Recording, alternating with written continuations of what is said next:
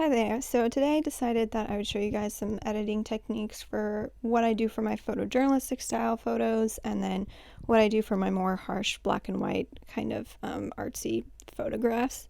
So I'm just in the normal application Lightroom and I just want to play with my highlights first on this general settings pattern because of that harsh white spot. I just want to go in and tone down the highlights as much as possible because I feel like that's really distracting. But I still want to keep some details on his face and his skin and also around because there's this giant blackness around the picture. But I don't want it to be too blown out. So next I'll go into the shadows because I do want to reveal some of that dripping water detail, his face, and then also the coat jackets. I don't want it to just be completely black, as well as the guy on the right's hands and the texture on his skin from the water.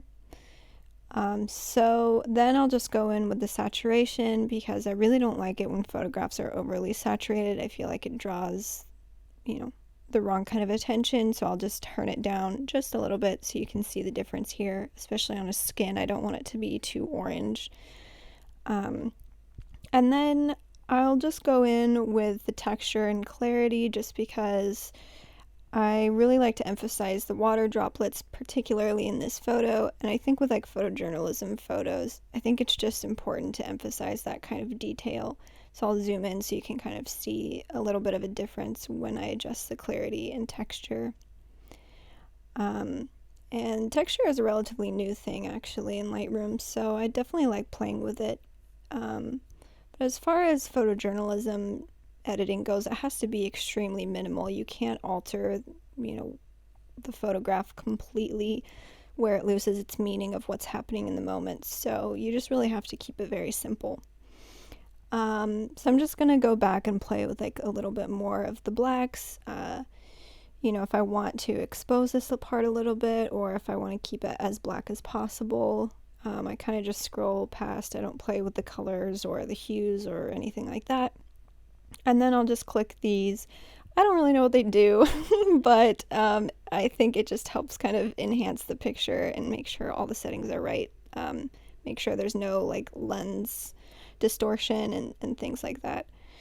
And then I'll just go in and finally crop it. And like I said, for photojournalism photos, you can't crop out anything that changes the meaning of the photos as far as our ethics go and our guidelines. On the left, I feel like there's a little bit too much black space, so I'll just edit that out. And then down here, I'll just edit out that guy's lips because I don't feel like it's very necessary. I just want to keep all of the hands in the picture as much as possible. So yeah, moving on to more stylistic black and white stuff. So this is actually a picture I took on my Mamiya medium format camera, and I just wanted to show you a little bit before and after. It's very, very rough here as far as before and afters go because this film was majorly expired and has been through some airport securities to Afghanistan and the States and back without protection. So anyway, so I'll just go in with the contrast here, and obviously I want to make it black and white because that color is not very pretty, or maybe it's kind of cool, I don't know.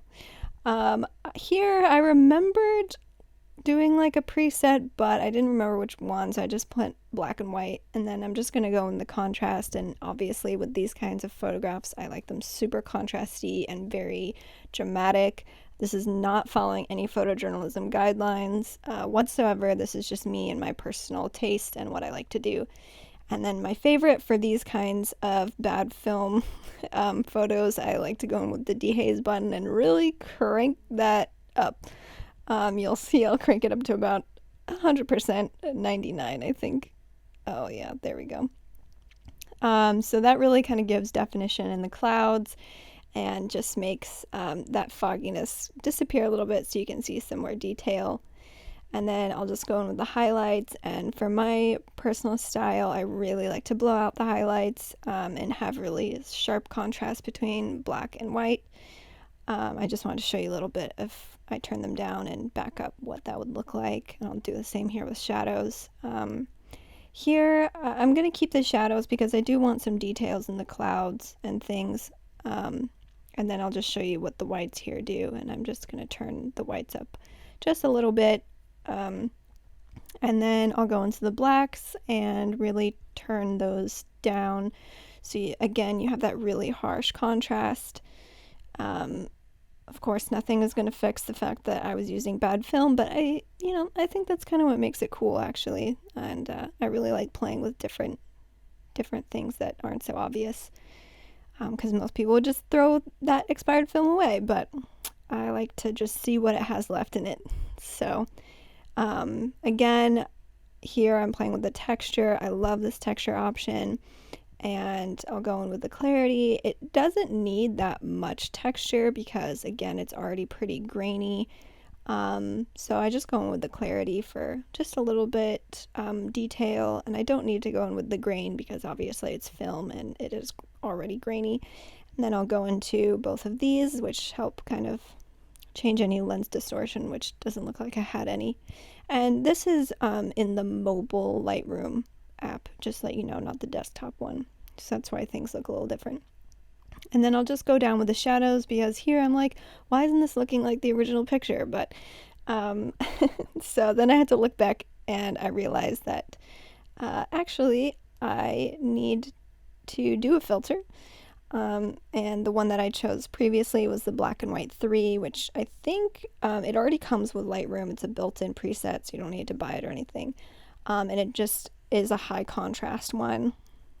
So yeah, that's what I do.